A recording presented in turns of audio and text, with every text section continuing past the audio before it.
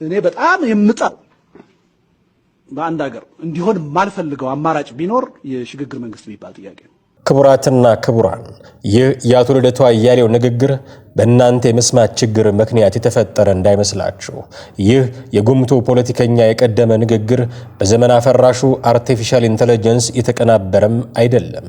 በእርግጥ አቶ ልደቱ አያሌው ይህንን ንግግር በገዛ አንደበታቸው የተናገሩት ያምኑበትም የነበረ አቋማቸው ነው። እኔ በጣም የምጠላው በአንድ ሀገር እንዲሆን ማልፈልገው አማራጭ ቢኖር የሽግግር መንግስት የሚባል ጥያቄ ነው። ድሮ ሞኝና ወረቀት የያዙትን አይለቁም ሲባል ነበር የምንሰማው። ይህንን አባባል ዘመኑን ወደሚመጥን አገላለጽ ከፍ እናደርገው ካልን በካሜራ አይን ውስጥ የገባ አሊያም በመቅረጸ ድምፅ ውስጥ የተቀመጠ ነገር ሁሉ ሞኝም ወረቀትም ከያዘው በላይ እንደሚቆይ እርግጠኛ መሆን ይቻላል። እናም ልደቱ አያሌው አምርሮ የሚጠላውም የሽግግር መንግስት ማቀንቀን የጀመረው ለምን ይሆን? የዛሬው የዘኢትዮጵያ ልዩ ዘገባ ቆየት ብሎ ይመለስበታል። አስቀድመን ግን እጅግ ትኩረትን የሳቡ መረጃዎችን ወደ እናንተ እናድረስ። በኦሮሚያ ክልል ከሚገኙ ከተለያዩ አካባቢዎች ሁሉ ወጣቶችን አሳትፎ በቢሾፍቱ ከተማ ሲካሄድ የቆየው የሰላም ኮንፈረንስ መጠናቀቁን ተከትሎ የተሰማው የፕሬዝዳንት ሽመልስ አብዲሳ ጥሪ አነጋጋሪ ሆኗል። የመድረኩ አዘጋጆች በኦሮሚያ ክልል በተለያዩ የፖለቲካ አመለካከት ያላቸው ነገር ግን በክልሉ ንጹሃን ማህበረሰብን ከፍተኛ አሳር ያበላው የግጭቱ ዳፋ የሚያሳስባቸው እንደሆኑ የሚናገሩት የአዘጋጅ ኮሚቴው አባል ዶክተር ደረጀ ገረፋ የንቅስቃሴው ዓላማ በሁሉም ተፋላሚዎች ላይ ጫና በማሳደር ህዝቡን ከግጭቱ ስቃይ አገርን ደግሞ ከመፍረስ ለመታደግ በማለም ነው ብለዋል። ይህ እንቅስቃሴ መንግስትም በሌላው ወገን ላይ ጫና ለማሳደር የተጀመረ እንቅስቃሴ ነው በማለትም የሰላም እንቅስቃሴውን በማስተባበሩ ረገድ ምናልባትም ከመንግስት ጋር ተመሳሳይነት ያለው ፖለቲካን የማያራምዱ የሚገኙበትና ላለፉት 7 ዓመታት ትኩረት ሲያደርጉ የነበሩም ናቸው ብለዋል። በወንድማማቾች መካከል መገዳደል ይቁም፣ ዘላቂ ሰላም ይስፈን በሚል መፈክር የተዘጋጀው የዚህ ጉባኤ ትልቁ ዓላማ በኦሮሚያ ክልል ያለው ግድያ ቆሞ መረጋጋት እንዲፈጠር ጥሪ ማቅረብ እንደሆነም ታውቋል። በመርሃ ግብር የማጠቃለያ ስነ ስርዓት ላይ ተገኝተው ንግግር ያደረጉት የኦሮሚያው ክልል ርዕሰ መስተዳድር አቶ ሽመልስ አብዲሳ በኦሮሞ ወጣቶች የተጀመረው እንቅስቃሴው በታሪክ የሚዘከር መሆኑን አንስተው የኦሮሞ ትግል አሁን ላይ የመገዳደል ምዕራፍን ዘግቶ ወደ ቀጣይ እርምጃ መሸጋገር ይኖርበታል ብለዋል። ትግላችን አሁን የደረሰበት ደረጃ እጅግ ወሳኝ ነው። ይህን የህዝባችን ወሳኝ የትግል ምዕራፍ ህዝብ በተመሳሳይ ደረጃ ተረድተው ከተንቀሳቀሱ ይህን ምዕራፍ በማለፍ እጣ ፈንታው ዳግም ወደ ኋላ እንዳይመለስ ማድረግ እንችላለን። እናም ለዚህ ምዕራፍ የሚመጥን ትግል የሚመጥን ፖለቲካ መስራት ነው የሚጠበቅብን። ለዚህ ደግሞ የሚታየውን አዙሪት መዝጋት አለብን ሲሉ አብራርተዋል። ርዕሰ መስተዳደሩ በአሁኑ ወቅት ለኦሮሞ ታገልለታለው የሚል የትኛውም የፖለቲካ ድርጅት ህዝቡን በትምህርት ማብቃትና ጠንካራ ስርዓት መገንባት ላይ ማተኮር ይጠበቅበታልም ነው ያሉት። አቶ ሽመልስ የኦሮሚያ ክልላዊ መንግስት በክልሉ ሰላምና ጸጥታ እንዲሰፍን የሚችለውን ሁሉ ለማድረግ ዝግጁነቱን ገልጸዋል። የኦሮሞን ህዝብ ቀዬ ወደ ሰላም ለመመለስ መንግስት ለየትኛውም ነገር ዝግጁ ነው። እናም መንግስት በሰላማዊ መንገድ ይህን ነገር ለመፍታት ዝግጁነት አለው። ከሰላማዊ መንገድ ውጭም አይጠናቀቅም። ወንድማማቾች መገዳደል የለባቸውም። የመሳሪያ ድምፅ መዘጋት አለበት ያላችሁት የተቀደሰ ሐሳብ ትክክለኛ አቋምም ነው። በዚህ ሐሳብ ፊት የሚቆም የኦሮሞ ጠላት ነው ብለዋል። በኦሮሞ ወጣቶች ህብረት እየተደረገ ነው የተባለው ይህ የሰላም እንቅስቃሴ በፖለቲካ ልዩነት መገዳደል እንዲቆም በዚህም የህዝብ ጥቅም እንዲጠበቅ ለማስቻል እንቅስቃሴው ከተጀመረ መቆየቱ ነው የተገለጸው። በሰላም ኮንፈረንሱ ከክልሉ ከፍተኛ ባለስልጣናት በተጨማሪ የተለያዩ ባለድርሻ አካላትም ታድመዋል። የቀድሞው የኦሮሞ ነጻነት ሰራዊት ማዕከላዊ አዛዥና በኋላም ከመንግስት ጋር የሰላም ስምምነት በማኖር የክልሉ ሰላምና ጸጥታ ቢሮ ክፍል ምክትል ኃላፊ ሆነው የተሸሙት ሰኚ ነጋሳ በዚህ ወጣትና ምሁራን ፊት ቆሜ የምለው ቢኖር ኦሮሞን የሚያዋጣው ሰላም ማውረድ ብቻ ነው። በመሳሪያ አፈሙዝ ችግር እንፈታለን ብለው የሚሄዱ ካሉ የጦርነትን አስከፊነት የማያውቁ ብቻ ናቸው። ችግሩን የሚያውቁ በትግል ሜዳው ደም ያፋሰሱ ግን የጠመንጃን ነገር እንዴት እንደሚጠናቀቅም ስለሚያውቁ ነገሩ ከውጭ ቆመው እንደሚጨፍሩት አይደለም። እናም የሁሉም ማህበረሰብ ተወካዮች እንድትገነዘቡ የምፈልገው የኦሮሞ ህዝብ ችግር የሚፈታው በሰላማዊ መንገድ ብቻ መሆኑን ነው በማለት በማለት በሰላም ጉባኤው ላይ ባስተላለፉት መልእክት ተናግረዋል። የሰላም ጥሪ ኮንፈረንሱ ቢሾፍቱ ውስጥ በሚካሄድበት ወቅት በምዕራብ ሸዋ ዞን ጮቢ ወረዳ ታጣቂዎች ጥቃት ሲፈጽሙ ነበረ። ከሰላም እንቅስቃሴው አዘጋጅ ኮሚቴዎች መካከል አንዱ የሆኑት ዶክተር ደረጀ ገረፋ ከዚህ አኳያ ጥረታችሁ በመሳካት የመሳሪያ አፍ የመዘጋት እድሉ ምን ያህል የመስመር እድል ይኖረዋል የሚል ጥያቄ ቀርቦላቸው ነበረ። ውይይቱ የሰላምን አስፈላጊነት ለማጉላት እየተደረገ ነው በማለት በተፋላሚዎች መካከል ያለው የግጭት ምክንያት ሰላምን በማደፍረስ እየመጣ ካለው ሰቆቃ በላይ እንዳልሆነም ለማስረዳት ሞክረዋል። የእንቅስቃሴው ውጥንም አንዱ ቡድን ሌላውን ይግደል የሚል ሳይሆን በአብዛኛው ሕዝብና በሁሉም አካላት የሚፈለገውን ሰላም በሰላማዊ መንገድ ማምጣት እንዲቻል ነውም ብለዋል። ጎረቤት ሀገር ሶማሊያ አዲስ ውጥረት ውስጥ ናት። የሶማሊያ ፌዴራል ኃይሎች ባይዶዋን መቆጣጠራቸውን ተከትሎ የደቡብ ምዕራብ ግዛት ፕሬዝዳንት ስልጣናቸውን ለቀዋል። የሶማሊያ የደቡብ ምዕራብ ግዛት ፕሬዝዳንት አብዲ አዚዝ ሐሰን መሐመድ ላፍታጋሪን የፌዴራል ጦርና ተጓዳኝ የታጠቁ ቡድኖች ባይዶዋን መቆጣጠራቸውን ተከትሎ ሰኞ መጋቢት 21 ቀን 2018 ዓ.ም ስልጣናቸውን መልቀቃቸውን አስታውቀዋል። በባይዶዋ በነበረው ግጭት ቢያንስ የሁለት ሰዎች ሕይወት ሲያልፍ 25 ደግሞ ቆስለዋል። ላፍታጋሪን በይፋዊ የፌስቡክ ገጻቸው ባወጡት አጭር መግለጫ መልቀቂያቸው ወዲያውኑ ተግባራዊ እንደሚሆን ገልጸዋል። ሆኖም ስለ ውሳኔው ዝርዝር ማብራሪያ አልሰጡም። በአሁኑ ወቅት የት እንደሚገኙም የታወቀ ነገር የለም። ሰኞ የሶማሊያ ብሔራዊ ጦር ኃይሎች ከታጠቁት ሚሊሻዎች ጋር በመሆን ወደ ባይዶዋ የገቡ ሲሆን የፖሊስ ጣቢያውንና ዋና ዋና የንግድ ማዕከላትን ጨምሮ ቁልፍ ተቋማትን መቆጣጠራቸው ተዘግቧል። ለላፍታጋሪን ታማኝ የሆኑ የክልሉ ኃይሎች ከተማዋን ለቀው መውጣታቸው የተገለጸ ሲሆን አውሮፕላን ማረፊያና የፕሬዝዳንቱን ጽሕፈት ቤት ጨምሮ ስትራቴጂካዊ ስፍራዎች በአፍሪካ ህብረት የሚመራው ኃይል ጥበቃ ስር እንደነበሩ ትናንት መዘገቡ ይታወሳል። የፕሬዝዳንቱን መልቀቅ ተከትሎ የደቡብ ምዕራብ ግዛት የፋይናንስ ሚኒስትር አህመድ መሐመድ ሁሴን ተጠባባቂ ፕሬዝዳንት ሆነው ተሰይመዋል። ይህ የስልጣን መልቀቂያ የመጣው ላፍታጋሪን በክልሉ ምክር ቤት በድጋሚ በተመረጡ በሁለተኛው ቀን ሲሆን ምርጫው በፌዴራል መንግስቱ ውድቅ መደረጉ በሞቃዲሾና በክልሉ መካከል የነበረውን ፍጥጫ ይበልጥ አክሮታል። በፌዴራል መንግስቱና በክልሎች መካከል ያለው ውጥረት መባባስ የጀመረው የሶማሊያ ፌዴራል ፓርላማ የፌዴራል ተቋማትን የሥራ ዘመን ከ4 ወደ 5 ዓመት ለማራዘም ያሳለፈውን ህገ መንግስታዊ ማሻሻያ ሌሎች የፌዴራል አባል ግዛቶችና የተቃዋሚ ቡድኖች ያለ ስምምነት የጸደቀና የሀገሪቱን የፌዴራል ስርዓት አደጋ ላይ የሚጥል ነው በሚል ውድቅ ማድረጋቸውን ተከትሎ ነው። በፋኖ ኃይሎች መካከል እንዲሁም በደጋፊዎቻቸው ዘንድ እጅግ ድንጋጤን የፈጠረው የኮማንዶ ጉዳይ አሁንም አልበረደም። ኮማንዶ ፍቅሩ ሙልዬ ትግላችን ተጠልፏል የሚል አመክንዮን በማስቀመጥ እጁን ለመከላከያ ሰራዊት መስጠቱን ተከትሎ የሚነሱት መከራከሪያዎች አያሌ ናቸው። ገሚሱ እንኳን ሄደልን ድሮም አናምነውም ነበር ሲል፣ ገሚሱ ደግሞ ዋናው የፋኖ ሰው ነው እጅ የሰጠው በብዙ ይጎዳናል የሚል መከራከሪያን ያነሳሉ። ኮማንዶ ፍቅሩ እጅ በመስጠቱ ምክንያት ላሊበላ ላይ ደስታ የተፈጠረው በየትኛው አቅጣጫ ነው? በሁለት ወገን ያሉ መረጃዎች ሲወጡ እያስተዋልን ነው። የአማራ ሚዲያ ኮርፖሬሽን የኮማንዶ ፍቅሩ ሙልዬን እጅ መስጠት ተከትሎ ባሰራጨው ዘገባ ላሊበላ ደስታ ላይ መሆኑን ዘግቦ ነበረ እንዲህ ሲል በላሊበላና አካባቢው ታጥቆ ሲንቀሳቀስ የነበረው ፍቅሩ ሙልዬ የመንግስትን የሰላም አማራጭ በመቀበል ወደ ሰላም ተመልሷል። ፍቅሩ ሙልዬ በታጣቂዎች አደረጃጀት ኮር አዛዥ በመሆን በርካታ ታጣቂዎችን ሲያስተባብር ቆይቷል።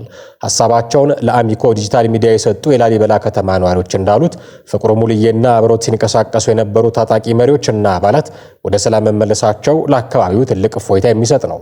በአካባቢው የሚገኘው የቱሪዝም ጸጋ ለላሊበላ ከተማና ላስታ ወረዳ ነዋሪዎች ዋነኛ የኑሮ መሰረት ከመሆን አልፎ ለሀገር ገቢም ከፍተኛ አስተዋጽኦ ያለው እንደሆነ ነዋሪዎች ገልጸዋል። ይሁን እንጂ ታጣቂዎች በየጊዜው በሚፈጥሩት ግጭት የዘርፉን እንቅስቃሴ ተገድቦና የህዝቡም ኑሮ በእጅጉ ተጎድቶ ቆይቷል ነው ያሉት። ኑሯችን በቱሪዝም ነው፣ ፍላጎታችንም ሰላም ነው ያሉት ነዋሪዎቹ የነ ፍቅሩ ሙልዬ ወደ ሰላም መመለስ እንዳስደሰታቸው ገልጸዋል። ዋና ዋና የታጣቂ መሪዎች ወደ ሰላም መመለሳቸው አካባቢውን ወደ ተሟላ ሰላም እንደሚመልስም ተናግረዋል። የሰላም አየር ልንተነፍስ ነው፣ የቱሪዝም ጸጋዎችንም ወደ ከፍታው ሊመለስ ነው ሲሉም ተስፋቸውን ተናግረዋል። ሰላምን መርጦ የመጡት ታጣቂዎች በሙሉ ወንድሞቻችን ናቸው። ከቆየንበት መገዳደል ወጥተን በጋራ እንሰራለን፣ በፍቅርም እንኖራለን ያሉት። በሌሎች የክልሉ አካባቢዎች የሚገኙ ታጣቂ ኃይሎችም ወንድም ከወንድሙ መገዳደል ትርፍ እንደሌለው በጊዜ መረዳትና ወደ ሰላም መመለስ እንዳለባቸው መክረዋል። ለሰላም እጁን ዘርግቶ ታጣቂዎችን እየተቀበለ ያለውን መንግስትም አመስግነዋል። ይህንን የአሚኮ ዘገባ የተከታተሉ የሚመስሉ ነገር ግን በሌላው ጎራ የተሰለፉ ሰዎች ደግሞ ላሊበላ ደስታ ላይ የሆነችው በሌላ ምክንያት ነው ይላሉ። እኔ ባለኝ መረጃ ደግሞ ዛሬ ላስታ ላይ ደስታ ነው የሚል ነው። ዛሬ ላስታ ላይ ደስታ ነው። አዎ አንሙት በአደረጃጀት ላስታሳምነው ሲደራጅ እሱ በመሾሙ ምክንያት ከፍተኛ ቁጣ ተነስቶ ሰራዊቱን ለማባበል በጣም ከፍተኛ ጥረት ሲደረግ ነበር የነበረው። እሱን አመራር አድርገው በማምጣታቸውና ከፍተኛ ፍርሃትም የነበረበት ነው የነበረው። በነገራችን ላይ አሁን እንዳልከው ፐርሰናሊቲው እንዲነበር እንዲያነበር ማለት አንፈልግም። ገባህ አይደለ? ምናልባትም ነገ ተጸጽቶ የመምጣት እድል እንደሚኖረው መገመት እችላለሁ። ይሄ ትግል የት እንደሚደርስ ስለማውቅ ማለት ነው። የመማር እድል ያላቸው ልጆች ካሉ ተምረው መመለስ የሚችሉበት እድል ካለ ተመልሰው ሊመጡ ይችላሉ። ባለፈው እጅ የሰጡት ልጆች ከደሴ ላይ መልጡ ሲሉ ተመተው መመረሸናቸውን ትሰማለህ። አንሙት አይደለም? አምልጦ የሚመጣ አለ፣ ከሄደ በኋላ ተመልሶ የሚመጣ አለ። በምንም አይነት መንገድ እንደዚህ ነበር ብሎ አሁን የግለሰቡን ስም እንትን ለማለት ምንም ጥረት አናደርግም። እውነት ለመናገር ከአማራ የጎደለበት አንዳች ነገር የለም የሞላለት እንጂ የሚለውን ነገር በደንብ አስረግጠን ልንናገር ግን ይገባል። ግን ከርተው የሚሄዱ ልጆችን ግለሰብ እንኳን ቢሆን ለብልጽግና ምን ማለት እንደሆነ ግን ህብረተሰባችን ያያል። በነገራችን ላይ እነዚህ ልጆች አንሙት በመሄዳቸው ምክንያት ከዚህ በኋላ የሚኖሩት ህይወት ከአማራ ህዝብና ከአማራ ታሪክ ጋር ሲጣሉ መኖር ነው እንጂ በግል ማንንም የሚያስከፉት ግለሰብ የለም። ገባ? እንደ ህዝብ ከታሪካቸው ጋር ነው የሚጣሉት። ሲያድናቸው የሚኖረው የአማራ ህዝብ ትግል ታሪክና አድማስ ነው። የወንድሞቻቸው መስዋዕትነት ነው። እኔ ያ የታሪክ ፍርድ ባለበት ሁኔታ እኔ ወጥቼ ምንም ነገር ማለት አልፈልግም። እውነት ለመናገር ማለት ነው። they don't deserve our attention። እውነት ለመናገር የኛ ትኩረት መሆን ያለበት ይሄ ትግል ስለሚያመጣው ውጤት፣ ነገ ስለምናመጣው ውጤት ነው።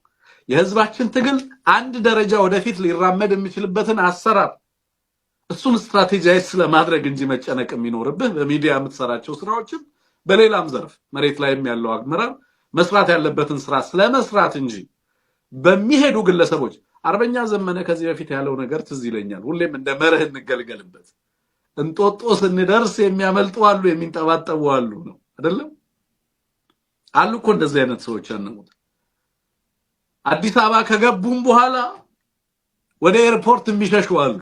በነገራችን ላይ አዲስ አበባ ከገቡም በኋላ እንደዚህ አይነት ነገር ሊጠበቅ የሚገባው ነው። ይሄ መጠነ ሰፊ ትግል ነው። አንሙት ይወለ ከተማ ላይ እና የከተማ ህይወት የለመዱ ልጆች ነበሩ።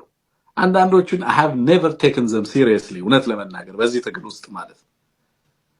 ባህሪያቸው በጣም የተለየ የትግል ሰው ያልሆኑ 24 ሰዓት ቲክቶክ ላይ የሚውሉ በጣም የታጋይ ባህሪ የሌላቸው በስነ ምግባራቸው በዲሲፕሊናቸው ለምን እዛ ቦታ ላይ እንደተገኙ አንዳንዶቹ ጀብደኝነት ታውቃለህ አይደል? በጀብደኝነት እዛ ቦታ ላይ የተገኙ ህዝባዊ ዓላማ የሌላቸው ለምን እዛ ቦታ ላይ እንደተገኙና እንደቆሙ የማያውቁ ታሪክንም የማይገነዘቡ ሀገር ያለችበትን ሁኔታ የማይገነዘቡ ነገ የምንሄድበትን አቅጣጫ በትክክል የማያውቁ በጣም በርካታ አካላት እንዳሉ መገንዘብ ያስፈልጋል። የኮማንዶ ፍቅሩ ሙልዬ ነገር ፋኖ አጀንዳው የተጠለፈ አቅሙ የተዳከመ መሆኑን ያሳያል የሚል ምልከታ ያላቸውም ደግሞ አሉ። ትግሉ ተጠልፏል። የአማራ ጥያቄ ብለን ወጥተን አሁን የአማራ ጥያቄ የሚባል ነገር የለም። ስለዚህ እንዴት ብለን ነው እዛ ውስጥ የምንቀጥለው? አተላ ልንሸከም ነው ወይ? የወያኔን አተላ ተሸካሚነት ይላል ቃል በቃል የሻቢያን አተላ ተሸካሚነት ይላል። ይሄ ቃል ደግሞ የተለመደ ቃል ነው። አተላ ተሸክማል አልተሸከምክም ፋሲል? እሱ ነው ጥያቄው። ተሸክመ እየዞርክ ነው። እንዳንተ አተላ አልሸከምም ነው እያለ ያለው። የሻቢያን አተላ አልሸከምም፣ የወያኔን አተላ በኮቴሽን በእነሱ ወያኔ ስለሚሉ አተላ አልሸከምም።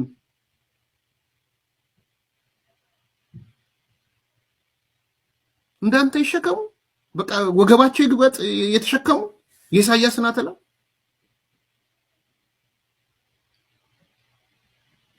ከዛ መተህ አንድ ጀነራል በዚህ ደረጃ ሄዶ ሲቀበለው ምን ያህል ፍራስትሬት እንዳደረጉ ነው። ታዲያ ማን ይቀበለው?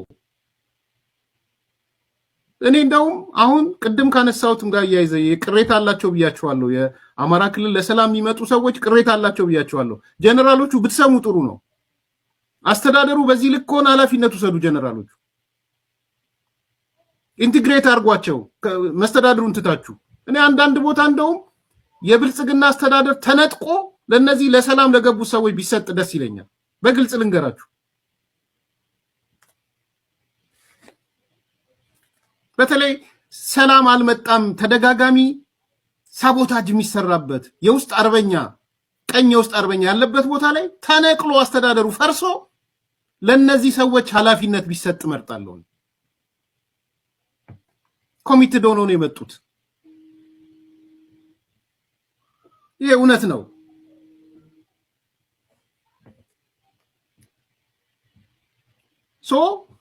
ጀነራሎች ጥሩ ነው ያደረጋችሁት። እኔ አላቃቸውም ጀነራል ተስፋዬን። ሌሎች ጀነራሎችም ግን እንደ ጀነራል ተስፋዬ ሁኑ። ቅረቡና አናግሯቸው። አንድ ጊዜ ተቀብላችሁ ብቻ አትሂዱ። ይሄ ሰው ሲገባ ከነ ግብረ ኃይሉ ነው የገባው፣ ከነ ቲሙ ነው የገባው። ብዙ ሚስጥራት ይኖረዋል እርግጠኛ ነኝ። ተቀብላችሁ እንኳን ደህና መጣ ሻይ አብራችሁ ጠጥታችሁ ምናምን ከሸኛችሁት ነገ የሱ ሰዎች ተመልሰው ይገቡላችኋል። ተማሩ ከኦሮሚያ ክልል የጸጥታ አንድ ሰው በውስጥ እየጻፈልኝ ነበር። የጸጥታ ኃላፊ የሚሊሻ ኃላፊ የሆኑ እኮ አሉ። ኤርሚያስ እንዴት አላወቅም ያለኛል። ከኦነግ ሸኔ ጥለው መጥተው ተደራድረው ገብተው የሚሊሻ ኃላፊ የሆኑ ሰዎች አሉ። ኤርሚያስ በውስጥ በኩል አሁን እኔና እናንተ ያወራን የጻፈልኝ ሰው ትረስት ማድረገው ሰው ጽፎልኛል። ቅርብ መረጃ ያለው ሰው አይ ዶንት ኖ የትኛው እርከን ጸጥታ እርከን ላይ እንዳለ አላውቅም። ግን ከኦነግ ሸኔ ጋር የነበሩ የሰላም ድርድር መርጠው የመጡ ጃልምናምን የሚባሉ ሰዎች የሚሊሻ ጽህፈት ቤት ውስጥ ኃላፊ የሆኑ ሰዎች አሉ። ጃልሰኝ ነው ምንድነው ስታተሱ? ንገሩኝ። ጃልሰኝ ምን ስታተስ ነው የተሰጠው? እኔ ምንም መረጃ የለኝም። ምንድነው የሆነው? ስለዚህ ለምንድነው እንደ ጃልሰኝ ሌሎቹ ለምንድነው በዛ እርከን ያልመጡት? አማራ ክልል ምን እያደረገ ነው? ለምንድነው የምታርቋቸው?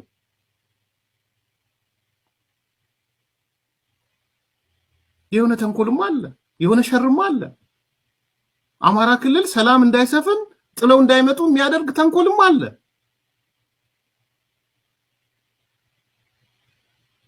ስለዚህ ደንግጦ መጥቶ የጸጥታ የመከላከያ በዚህ ልክ የሚቀበላቸው ስለፈራ ነው፣ ስለደነገጠ ነው። ሕይወታቸውን እንኳን ያላሸጋገሩ ሰዎች ስለ ሽግግር መንግስት ሲያወሩ እንደመስማት ያለ ወለፈንዲ የለም። ይህንን ያሉት ዲያቆን ዳንኤል ክብረት ናቸው።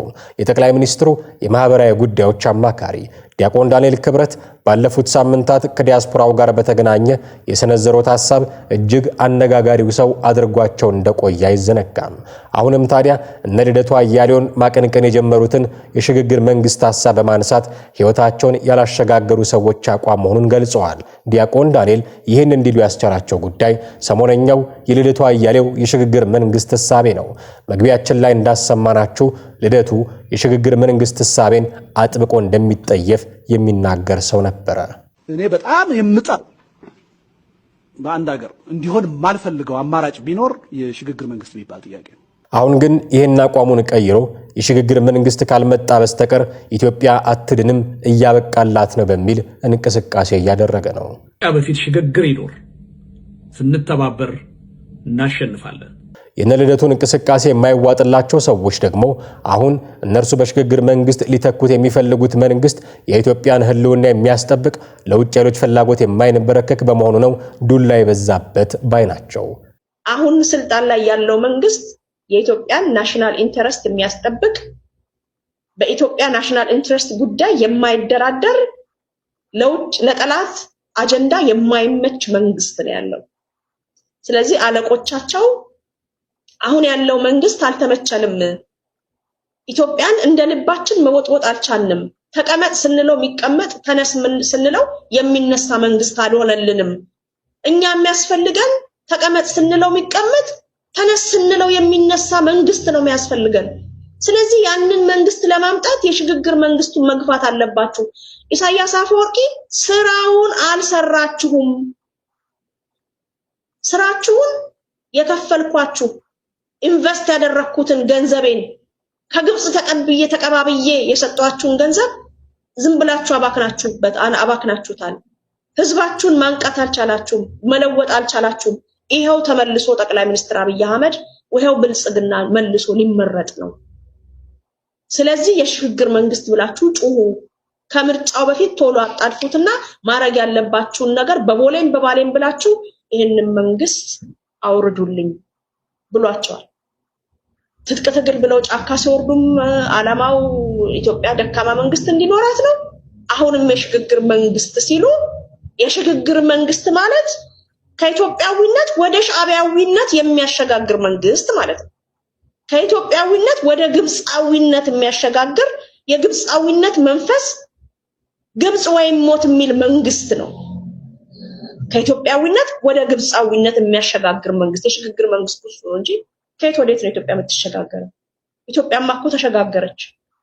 ኢትዮጵያማ እኮ ያንን በስብሶ የነበረ ስርዓት ህወሓት የሚባል ኢትዮጵያን ግጦ ባዷና ባጥንቷ አስቀርቷት የነበረው ስርዓት የኢትዮጵያን ህዝብ 27 ዓመት ሙሉ የደም እንባ ሲያስለቅስ የነበረ ስርዓት መንግሎ ኢትዮጵያን እኮ ከዛ ማዕት አጥቶ አሸጋገራት። አሁን ወዴት ነው የምንሸጋገረው? ልደቱ አያሌው ለዚህ ትችት ያለው ምላሽ እንዲህ የሚል ቢሆንስ? አመሰግናለሁ።